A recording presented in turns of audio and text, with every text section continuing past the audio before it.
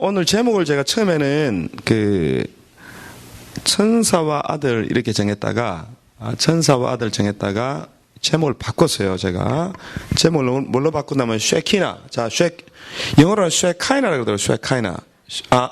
어린아이들은 우리 제 영진이 따라서 위청해 주세요. 쉐카이나라는 제목으로 이제 바꿨는데, 여러분, 쉐카이나가 뜻이 뭔지 아세요? 쉐카이나가 무슨 뜻이에요? 이제 우리 한국말로 쉐키나. 그럽니다. 보통 쉐키나라 그러고, 영어로는 쉐카이나라 그러더라고요. 쉐카이나라 그러는데, 쉐카이나의 뜻이 뭔지 아시는 분? 쉐카이나는 우리가 보통 이제, 영광이라는 단어로 번역을 합니다. 영광.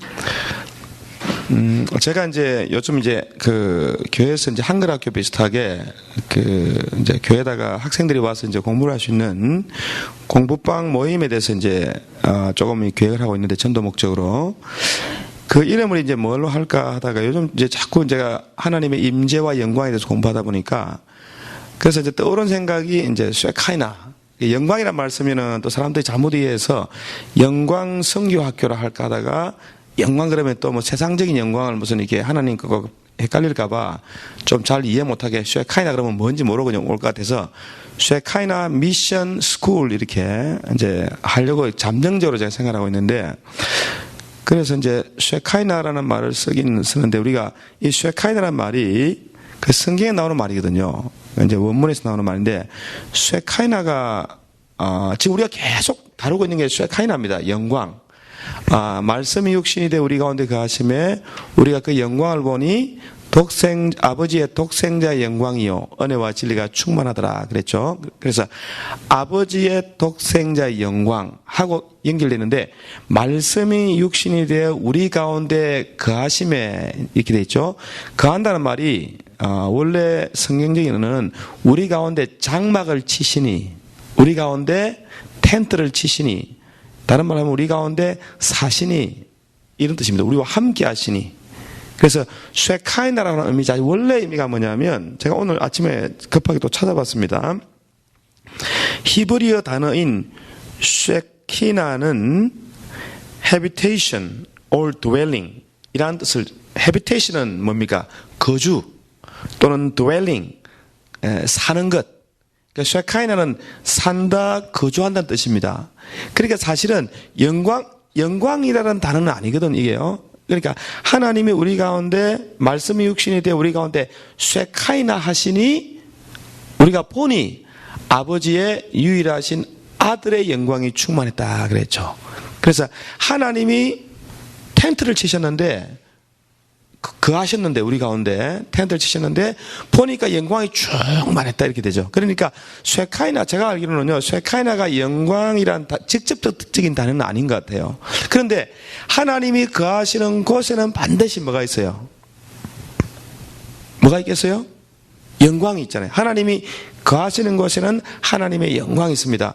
오늘 아침에 내가 찬양을 막 부르다가 천문회를 많이 받았는데, 또 찬양을 부르다가 많이 깨달았어요. 제가 이렇게 제가 좀 이해를, 아침에 급하게 막 말씀을 제목도 금방만 바뀌는 거 보면 이게 빨리빨리 시험 밥이잖아요. 따뜻한 밥.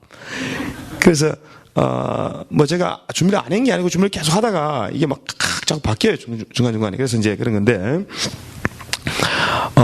하나님이 영광이, 오늘 찬양의 가사를 다 까먹었는데 가사 참 좋더라고요. 하나님의 영광이 어디에 있냐면 하나님이 계신 곳에 있습니다.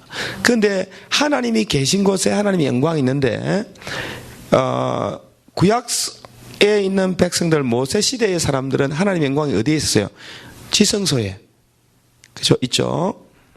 그 다음에 지성소에 하나님의 영광이 임하기 전에 하나님의 영광이 어디에 나타났어요? 시내산에. 그 시내산에 나타나기 전에, 지난주에 우리 또 말씀했잖아. 시내산에 나타나기 전에 가시떨기 나무 가운데 있다가, 또 그 전에 어디 있었어요? 하나님 영광이 에덴 동편에 두루 도는 금이라는데, 그 원문은 이제 불이, 두루 도는 막 불입니다. 그 불, 하나님 영광의 불 가운데 하나님이, 불을 통해서 하나님이 영광을 이렇게 나타낸 거죠. 그래서 불이든 구름이든 전부 다 뭡니까? 하나님의 임재를 표시하는 것에 나타나는 어떤 영광입니다. 빛입니다. 빛. 하나님 빛 가운데 가십니다. 하나님은, 그래서 빛이 하나님 아니잖아요. 그죠? 빛은 하나님이 아니죠. 그러나 하나님이 계신 곳에는 막 빛이 있고, 불이 있고, 구름이 있고, 또 거기 어떨 때 막, 시내산에는 천둥, 번개. 천둥은 우레소리, 그죠? 번개는 불이 비치는 것. 또 이제 아브라함한테 하나님이 영광을 임할 때는 뭐로 나눴죠?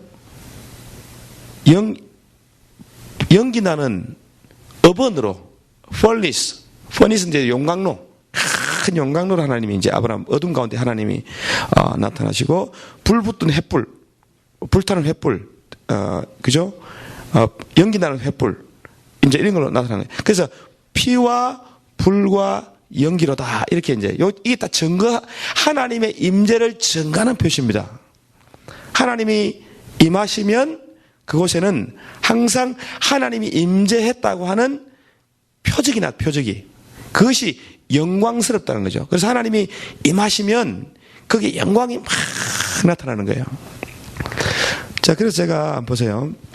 이제, 학생들을 위해서 또 청소년들 선교를 위해서 만약에 뭐 미션 학교를 한다, 이런 이제 툴을 만들어서 한다 치잖아요. 거기에 이제 쉐키나라는 말을 써서 합당할까 하면 새벽이 아니라 지금 계속 기도하면서 이게 과연 맞는가 안 맞는가 가만히 생각해 봤어요. 쉐키나라는 말을 아이들 이제 전도 목적으로 해서 뭐 한국 애들뿐 아니고 미국 애들, 동양 애들 다 이제 초청해서 학교를 하잖아요. 하면은 거기다가 하나님의 임재 영광, 하나님이 임하시는 영광이 임하시는 그런 모임이다, 그런 학교다라는 말을 붙이기에 합당합니까? 여러분 생각에 딱 상식적으로 생각하면 해요 안 해요? 좀 이상하네요. 부모들이 학생들을 만약에 우리 그 선교학교에 보냈다 그러면 부모들을 왜 보내겠습니까? 어떤 목적으로 보내? 보통 사람들이 왜 보내겠어요? 어떻게 하든지 얘들 잘 훈련시켜가지고 공부 열심히 해서 좋은 학교 가가지고 출시하면 좋겠다, 이런 기본적인 생각들이 다 있잖아요. 기여 아니요. 돈도 싸. 그래서 이제 돈을 안 받으려고 하다가 안 받는다고 좋은 게 아닙니다. 왜냐하면 제가 전에 한번 공부를 시켜보니까 뭐 동양 애들은 막 많이 왔잖아요. 근데 중국 애들도 많이 왔거든. 중국 애들, 뭐 인도 애도 오고, 뭐 스킨 사람도 오고, 그 다음에 러시아, 뭐 요르단, 뭐 다 많이 왔잖아요. 우리 한국 사람들도 오고. 근데 올 때 보면 벤츠 타고 와요. 쫙 타고 가지고 보면 아빠 많이 물으면 아빠가 닥터. 그래서 이제 잡이 좋다 뜻이잖아요. 돈을 많이 버는데, 그냥 와서 그냥 공부하고 막 얻으면 가는데, 그건 아니다 싶더라고. 기여 아니요.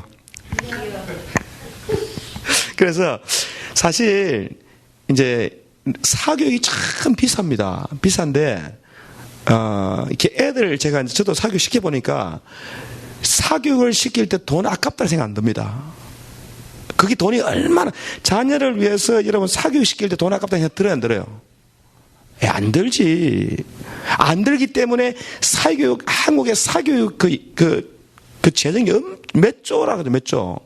저도 한국에서 이제 한국 강사할 때는 애들 2명 이렇게 중학생 2명 두고 일주일에 2번 가지고 한 달에 80만 원, 고등학생들은 100만 원. 놀라지도 않네.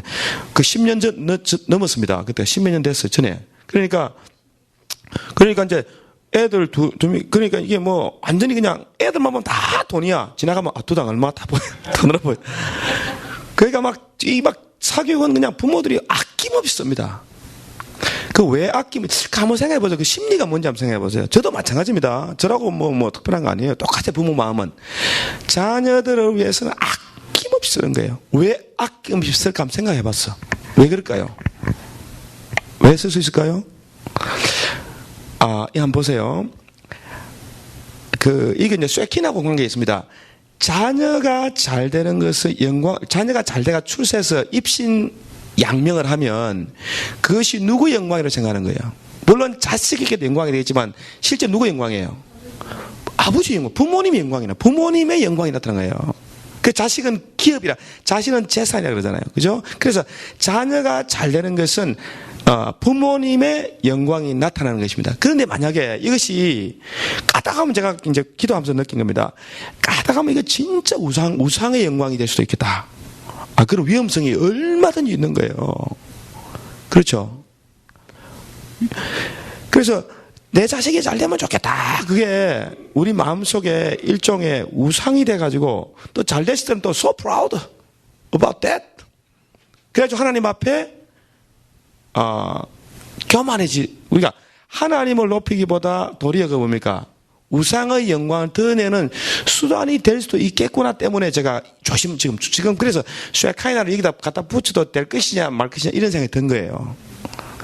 그래서 만약에 이것이 진짜 하나님의 영광이 되게 하려면 내가 어떻게 해야 될까? 그 생각을 오늘 내가 깨달은 거예요. 그걸 기도하면서 내가 맞다. 이거 진짜 가다가면 이게 우상이 될 수도 있고 세상에 여러분 보죠. 우상 중에 자식 우상보다 큰 우상이 어디 있습니까? 돈이 중요해요? 자식이 중요해요? 물어봅시다. 자식. 그러니까 막 쓰잖아요. 죄송한 이야기지만 우리 큰애 둘이는 우리 사교육을 피아노, 바이올린 외에는 안 시켜봤습니다. 그런데 이 막내는 아낌없이 씁니다. 그래봐야 돈이 없어서 못 쓰니까 사실은 이거 솔직히 틀어놔야 돼. 왜냐하면 또 여러분 오해하면 안 되니까. 제가 이제 과학 과목, 수학하고 과학 하나를 레슨을 하거든요. 미국 중국 애들 많이 모인 그 클래스 하는데 한 명당 한 클래스에 한 20명, 30명 이렇게 수업을 들어요. 한 20명 정도? 20명, 30명 정도 이렇게 했는데, 한 명당 30불이야. 그럼 한 클래스 얼마예요? 계산 안 나옵니까? 600에서 900 나옵니까? 계산 맞나 몰라. 한 600, 한 번 딱 대학 교수가요, 딱 애들한테 한 시간 반, 딱 2시간 가르치면요. 그 한 클래스당 교수가 버는 돈이 600에서 900불, 돈 1000불 가게 벌어요. 근데 이 클래스가 몇 클래스가 돼? 그냥 대학교 강의하지. 또 애들 가르치지 막 돈을 끄는 거야. 그런데도 부모님은 끊임없이 절대 안 봐줘. 근데 저는 돈 안 내고 한 군데 합니다. 그 좋은 분이 돼. 목사님은 돈이 어디 있냐고 말이지. 그냥 오시라고. 돈 있으면 내라고. 없으니까 계속 안 내. 이건 제가, 근데, 이렇게 말은 하지만 참 고맙다는 생각 때문에, 이건, 그 IUPI 수학 교수인데 닥터 G라는 분입니다. 근데 이분이 참 착한 분이더라고요. 착한 것 같아요. 그러니까 그냥 해주죠. 그래서 너, 선생님한테 너는 진짜 내 보답해야 된다. 그렇지만, 네가 돈이 없으니까 할 수 있는 건 네가 제일 앞에 앉았고, 제일 열심히 공부해라. 그래서 중국 애들 뒤에 애들이 막 까불고 있는데 너는 열심히 하면 애들이 도전을 받고 네 보고 열심히 할 거다. 안 그렇겠어요? 그래서 제가 미리 말씀드립니다. 학생들이 교회 와가지고 공부를 할 때 이제 공짜는 없어. 그러나 장학제도는 있습니다. 있는데 왜 장학제도를 만들어야 되냐면 무조건 그냥 그주면 안 돼요. 뭔가 공헌을 해야 돼. 반 분위기를 조성을 하든지 칠판을 닦든지 아니면 앞에서 열심히 해가지고 뭔가 분위기를 장악하든지 이런 게 있어야 안 되겠어요? 그래가지고 해줘야지. 그냥 온다고 우리 교인이가 무조건 나띵이 하면 좋을까요? 안 좋을까요? 가치를 모릅니다.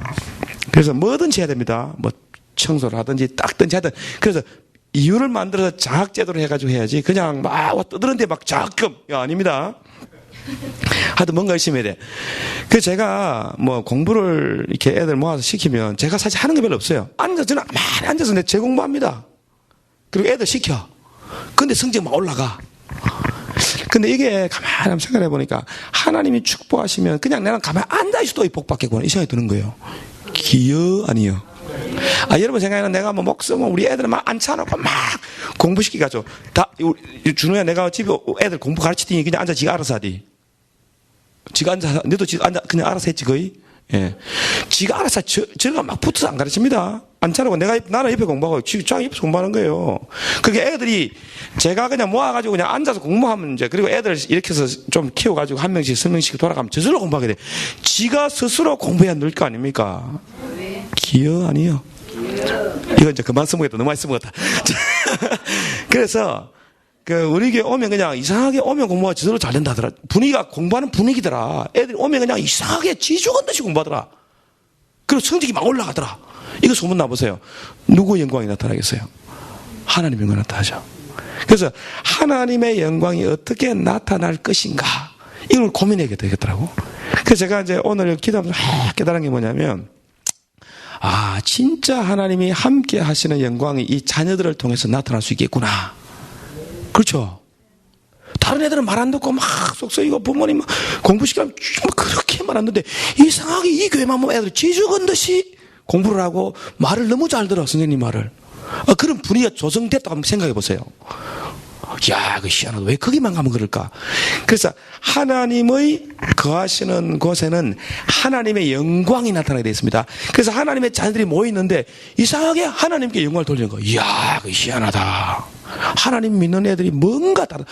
교회만 가면 애들이 바뀌고, 교회만 가면 공부도 잘하고, 교회만 가면 건강해지고, 교회만 가면 성령 받고, 교회만 가면 신앙이 막 생겨가지고, 고등학교 졸업하고 나서도 뭐 끝까지 그냥 중고등학교 때 성령을 세게 받아야, 여러분, 세게 받아가지고 이 마음에 성령이 거해야 애들이 끝까지 급할 때 하나님 찾고 하나님께 구하고 또 도움받았을 때 우리 하나님이 나를 도와주신다, 이런 생각 드는 거죠. 그래서 걱정 없는 사람 없고 염려 없는 사람 없고 두려움 없는 사람 누구든지 염려가 다 있습니다. 저도 마찬가지예요. 저도 뭐 염려가 많아요. 그렇지만 제가 이제 말씀을 연구하고 또 이제 기도하면서 깨달은 것이 뭐냐. 맞다. 우리에게서 하나님의 영광만 머물러 있게 하면, 그죠?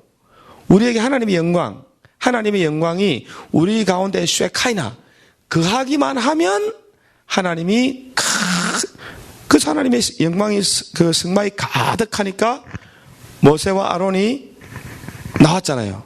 나와서 백성을 축복했죠. 그래서 사람들이 다 아멘했어요. 승막을 완성하고 그 완성된 승막에 영광의 구름이 꽉 채워지니까 그때서 나와서 백성들을 축복했습니다. 그렇죠? 그래서 하나님의 영광이 임하는 방법은 구름이 승막을 가득 채우든지 하늘에서 막 불이 떨어지든지, 보통 불이 떨어지죠. 그 다음에 하나님 구름이, 영광의 구름이 채워집니다. 그래서 구약에 나타나는 각종 불이나 구름이나 불빛이나 이런 것들은 하나님이 임했다고 하는 표적입니다. 표적이에요. 그런데 하나님의 영광이 아무데나 임하지 않잖아요. 그렇죠? 하나님의 영광이 어디에 임할까? 이걸 우리가 잘 한번 생각해야 됩니다. 자, 오늘 말씀을 잠깐 보겠습니다. 본문을. 자, 어디를 보냐면 히브리서 1장입니다. 여러분, 신약 성경 353쪽.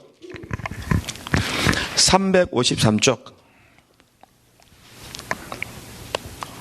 353쪽. 자, 오늘 본문에 보면 옛적의 선지자들로 여러 부분과 여러 모양으로 우리 조상들에게 말씀하신 하나님이, 자, 옛적에, 옛날입니다. 옛날에 353쪽입니다. 옛날에 선지자들, 예언자들로 여러 부분과 여러 모양으로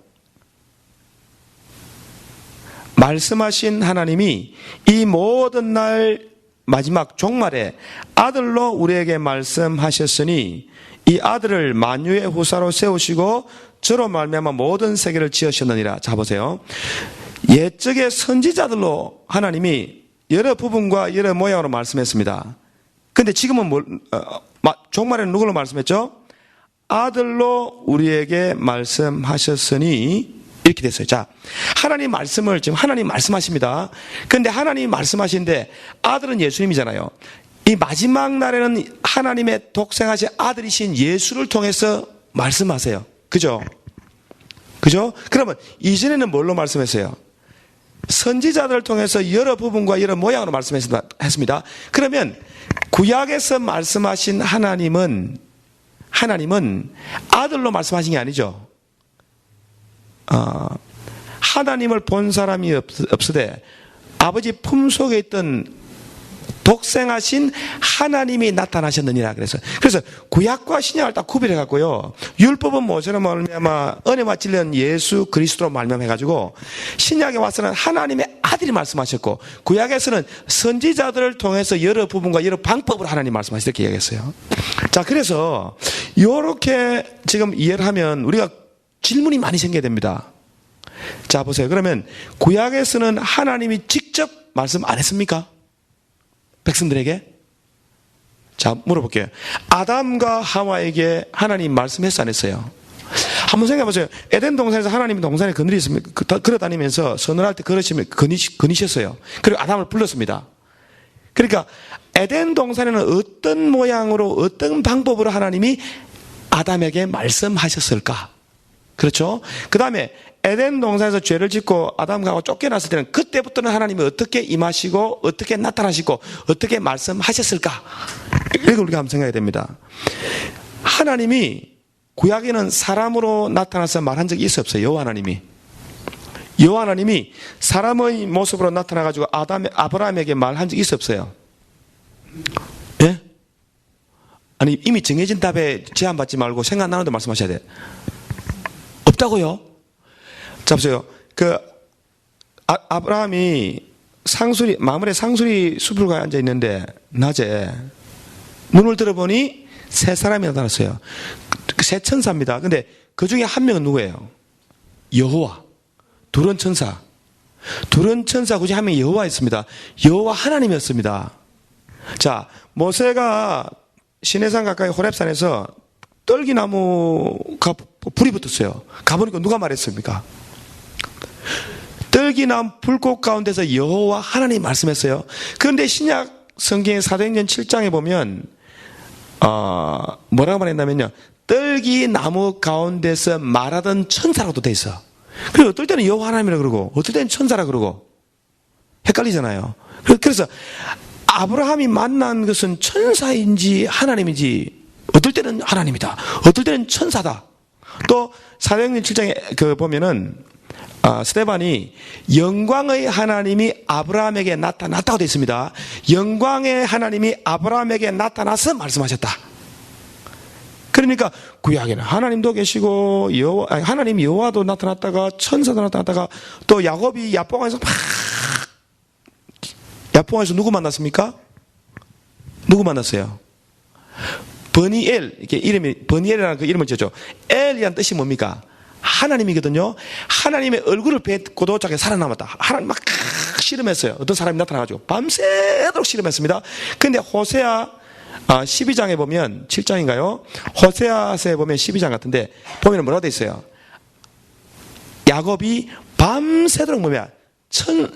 천사와 씨름했던 그거를 눈물로 하나님께 기도했고 그때 만난 것이 천사로 되어 있습니다.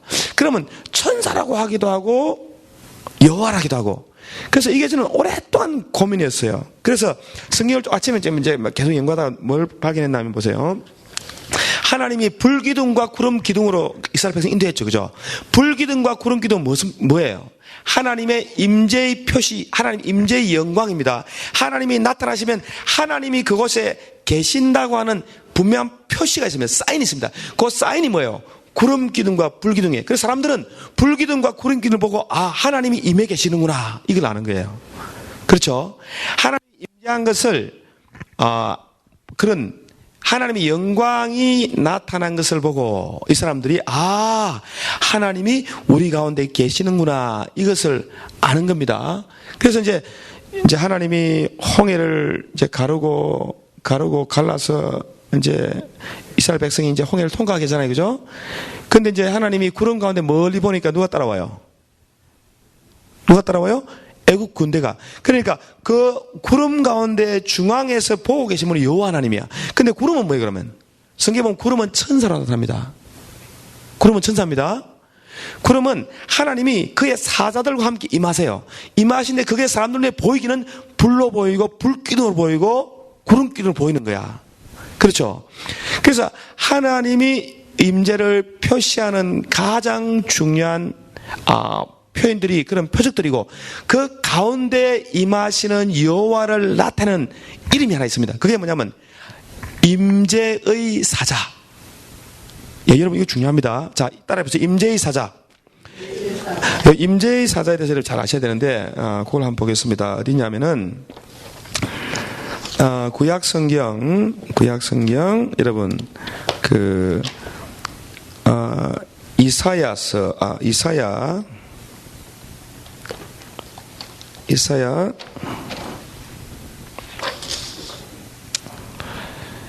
어디 있냐면은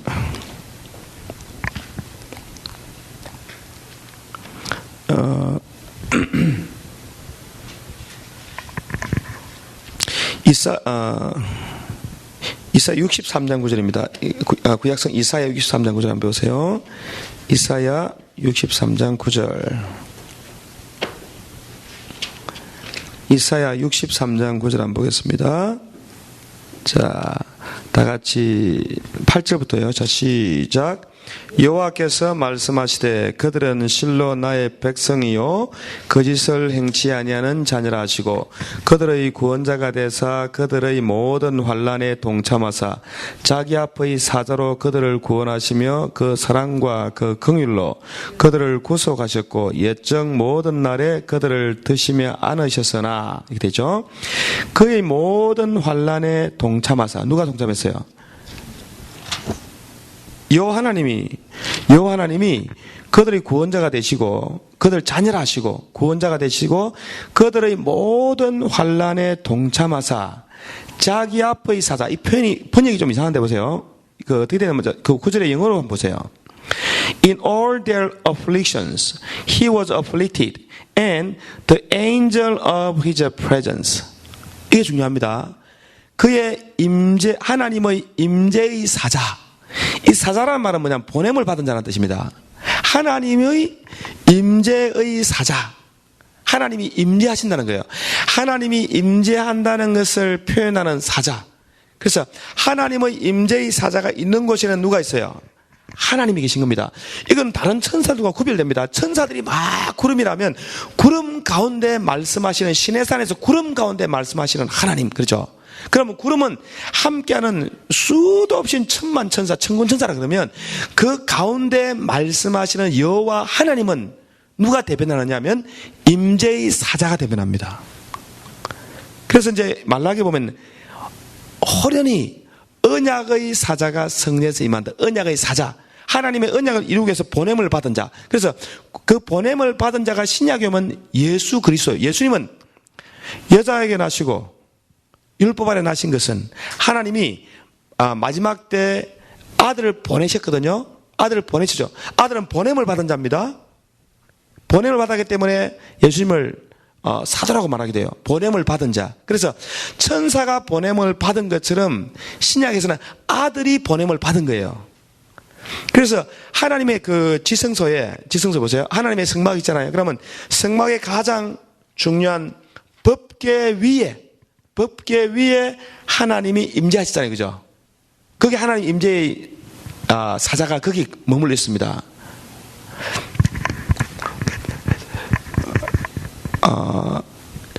임재의 사자가 법궤 위에 이렇게 머물러 있었거든요. 법궤는 뭘 상징해요? 법궤가 뭘 상징합니까? 우리 이때 계속 공부했잖아요. 법궤는 금으로 되어 있고 나무로 되어 있고 했잖아요. 그죠? 법궤는 예수님을 상징하잖아요. 그렇죠? 그러니까 예수님을 상징하는 법궤 위에 하나님이 거하셨기 때문에 법궤가 움직이는 곳에는 하나님이 함께 하십니다. 그렇죠? 누가 여기 임재요? 임재의 사자. 하나님의 임재의 사자가 이곳에 임하는데 그 임재의 사자 이름이 뭐예요? 여호와입니다. 여호와. 그래서 여호와 하나님이 자기 이름을 그곳에, 내 이름이 그곳에 있으니까 너희들 그 말을 순종치 않으면 그들이 용서하지 않겠다.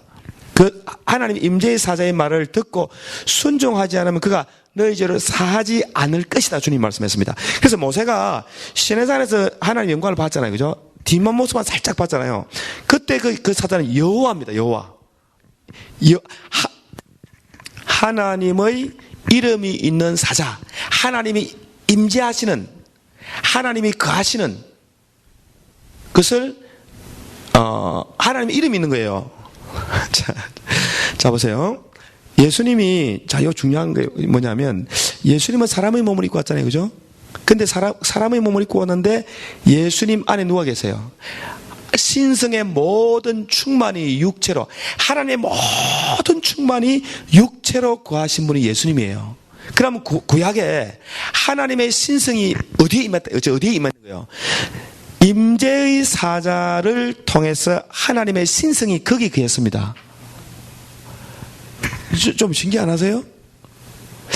자, 그런데 보세요.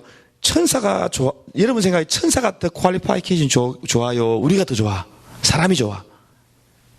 솔직하게, 막, 카톡 답 미리 정해놓고 말하지 말고, 천사가 여러분 생각에는 하나님을 더 잘 대변할 수 있겠어요? 아니면 우리같이 부실한 우리가 하나님의 임재를 대변하겠어요? 아, 솔직하게. 천사, 그렇지. 솔직하시네.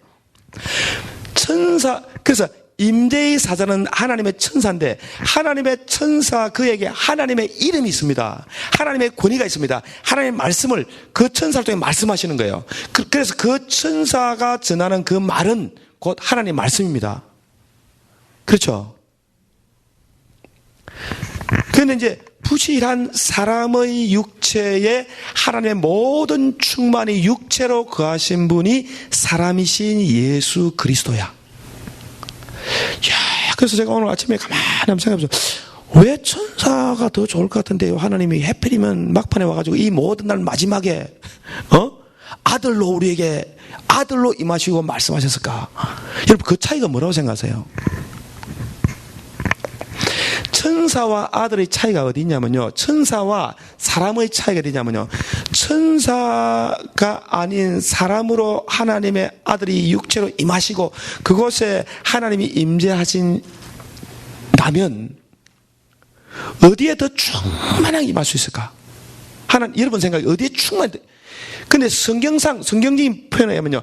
하나님의 모든 충만이 육체로 갔는데 하나님의 모든 충만이 육체로 거하신 분이 예수인데 사람의 몸을 입고 오신 예수님 마리아의 아들 예수에게 하나님의 모든 충만이 임하시고 그를 통하여 마지막에 말씀하셔서 하나 직접 천사를 통해 말한 거는요. 또 이게 잠정적이야. 그래서 율법의 영광이 큽니까? 복음의 영광이 큽니까? 고린도후서 3장에 잠깐 구약의 영광, 천사들을 통해서 임하신 하나님의 영광 잠깐 있다 없어질 영광인데 그리스도 예수를 통해서 있는 길이 없어지지 않는 영광이라 얘기했어요. 신기하잖아요. 이게 신기해야 되는데, 야 천사한테부터 관련된 하나님의 영광이 이름이 더 영원할 것 같고 우리 사람 부실한 육체로 임하신 하나님의 영광이 어디 여기 뭐 있을 데가 어디 있어요? 그렇지 않아요? 보세요. 육체가 있다는 게 뭘 의미합니까? 예수님이 육체의 고난을 통해서 뭘 배웠습니까? 예수님이 육체의 고난을 통해 뭘 배웠죠? 순종. 그렇죠. 바로 그겁니다. 하나님이 육체의 고난을 통해 배운 하나님이신 예수님이 육체를 입고 배운 것이 뭐냐면 그 순종입니다. 순종하기가 고난 가운데 순종하기가 쉽겠어요? 고난 없는 데 쉽겠어요? 아니 고난 가운데서 순종하기가 쉬워요? 고난 없을 때 쉬워요? 각자 다르죠?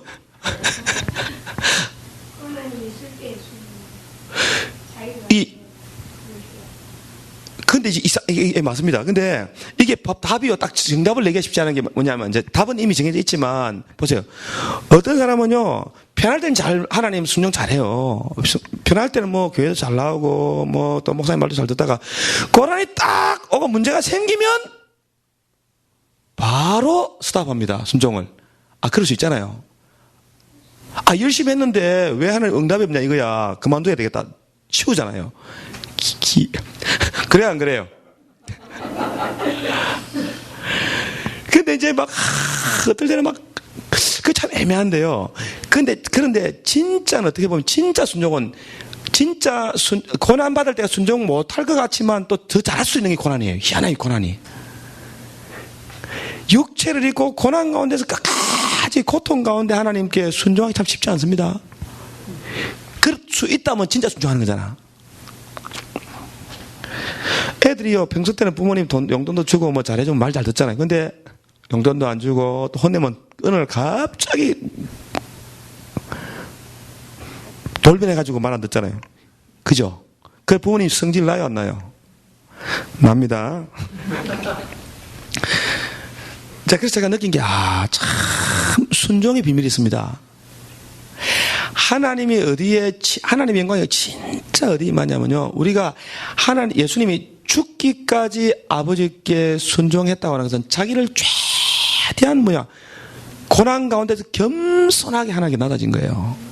하나님의 모든 명령을 죽기까지 순종하는 그 아들의 순종하는 마인드, 아들의 마음, 거기에 하나님이 가장 충만하게 임하는 겁니다.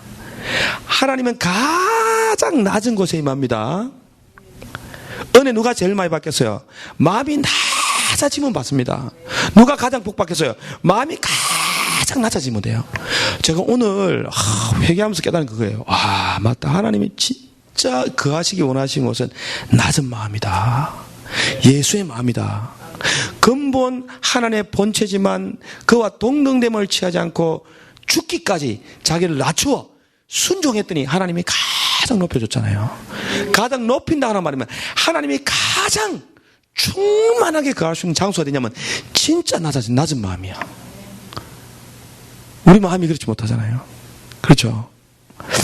그래서 어떻게 하면 하나님 인간이 지성소가 될 수 있을까? 지성소는요 가장 낮은 곳입니다. 법궤가 몸이 예수님 몸이죠.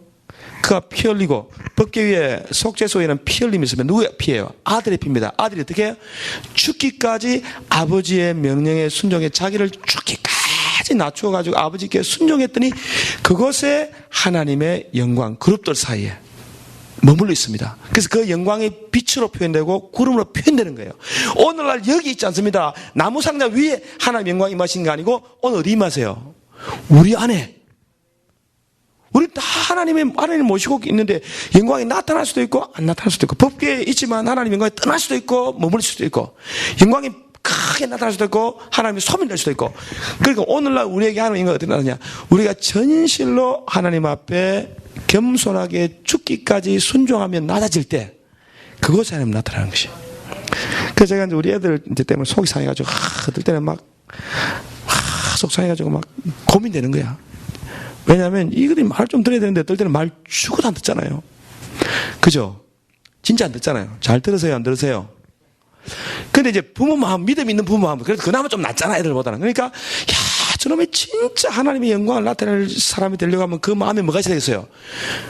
하나님한테 먼저 하지 말고 내한테부터 먼저 애들이 순종을 해야 이게 하나님이 영광이 나타날 텐데 그 생각이 드는 게 안 드는 게요. 또 내 얘기하면 이상하니까. 제가 우리 애들께 가보니까, 이제, 엄마가 좀 성격이 아파보면, 너는 막, 잘, 이렇게, 화나면 그냥 욱박지르고 막 겁을 줘가지고, 좀 율법적으로 가거든? 구약에 막 불로 확 태우듯이 그냥. 불로 다스리거든? 제 와이프는 가보면 그게 아니에요. 와이프는 보면 사살 꼬셔. 그게 애들이 내한테 붙겠어요? 엄마한테 붙겠어요? 아니면 필요에 따라 바뀝니다. 내가 필요할 때 내한테 붙고, 저기 필요할 때 저기 붙고, 왔다 갔다 하거든. 내가 불을 확 바라면 저기 싹 붙고, 또 엄마를 또 자기들 마음대로 요랑해 안 되니까 또 아빠한테 싹 붙고 왔다 갔다 해. 그 집은 어딘지 모르겠어요. 그죠? 그런데 내가 관찰을 딱 해보니 얘들은 진짜 잘 가르쳐야 돼요. 엄마한테 딱 붙었는데 엄마가 무조건 예스는 아니잖아요. 그래서 엄마가 예스는 아니고 어떨 때 노가 있잖아요. 엄마도 무조건 뭐 뼈가 없는 게 뭐 흐물흐물하지 않잖아요. 그래서 엄마가 중심이 있잖아요. 그러면 안 된다 몇 번 말하는데 엄마 말을 속대말로 씹었어. 그래서 엄마 말을 거역하고 막 자기 마음대로 가서 제가 깜짝 놀랐습니다. 하나님이 그런 자녀들을 하나님 그냥 두지 않습니다. 이제 믿음이 없이 그냥 우리 믿음 있는 사람, 믿음 있는 부모도 아니고 뭐 안 믿는 사람들은 그게 적용이 안 되지만 믿음 있는 가정, 믿음의 부모한테서 기도받고 성령의 도움받으면서 복받고 살면서 부모 말을 거역했다. 어떻게 되겠어요? 불 떨어집니다. 이불은 무슨 불? 소멸하는 불이에요. 하나님 우리 태워 죽이시겠습니까만은 하나님이 고난을 통해서 훈련시켜요. 그래서 진짜 자녀가 잘 되는 방법은 기도해주고 위에서 금식해주고 하는 부모 말을 진짜 순종하는 것이 사는 길입니다. 애들 그렇게 키워야 돼요. 그래서 저는요 쇠카이나 미션 학교 키가 뭘까? 이거는 자녀들의 마음을 진짜 낮아지게 하나님 앞에 낮아지고 부모한테 낮아지고 해서 부모를 공경하고 하나님을 공경하는 그런 마인드를 심어줘야 진짜 하나님 영광 나타나는 거야. 안 그러고 막 같이 원하는 대로 다 해주고 막 애들 땡깡 부리면 시켜내줘. 애들이 상전이야. 부모도 상전이죠. 보통 그래 안 그래요? 보통 그렇잖아요. 애들 상전이잖아. 부모는 어디 있어, 부모가. 그럼 나중에 배신 다 당합니다. 내가 그런 거 진짜 봤습니다. 내가 옛날에 공부 가르치면서 막 그런 거 봤어, 그런 경우를. 믿음이 있는 사람들은 진짜 자녀들이 하나님 앞에 순종하고 부모님께 순종하는 자녀를 키워야 진짜 영광 나타나요. 그래서 얘기하면서, 야, 내가 이게 하나님 앞에 진짜 내가 겸손한 종인가? 내가 진짜 하나님 앞에 겸손한 자녀인가? 보니까 아닌 것 같아. 그래서 오늘 회개했습니다. 그래서 하나님 영광 어디 많냐면요. 하나님이 사람의 몸을 입고 죽기까지 낮아져서 육체로서 순종할 때 하나님 영광이 예수안에 가장 충만하게 임했던 것처럼 우리가 진실로 낮아지고 순종할 때 우리에게 임하시고 또 우리 자녀들이 그렇게 변하고 그들이 하나님 앞에 진짜 낮아지고 부모 앞에 순종할 때 그곳에 하나님의 영광이 임하니까 자연스럽게 하나님의 영광이 나타날 수밖에 없어요. 우리 안에 아무것도 없습니다. 영광. 하나님 임의 영광이에요. 근데 우리가 부실한데 영광이 나타나고 자녀들이 진짜 안에 선한 것이 아무것도 없는데 하나님이 그들을 통해 영광을 나타내는 거야. 언제? 낮아질 때. 아들이 낮추어 아버지를 높인 것처럼 낮아질 때 진짜 나타납니다. 그래서 자녀들은 정말 부모 말에 순종하도록 만들어야 돼요. 뭐 억지로 불을 막 보내든지 물을 보내든지 자녀들 물 보내가지고 아니면 하여튼 어떻게든지 애들 이 부모님께 순종하는 그런 자녀로 키워놓으면요. 진짜 하나님이 그들 영광을 안 나타나겠어요? 하나님 뭐가 미워가지고 하나님을 안 도와주시겠냐고. 그죠? 그러면, 우리 하나님이 정말 우리 함께 하시는구나. 하나님이 함께 하시는 것이 표적이 쉐카인합니다. 영광입니다. 그런 영광을, 경험하는 저와 여러분, 그 과정이 되시기를 주님의 이름으로 축원합니다.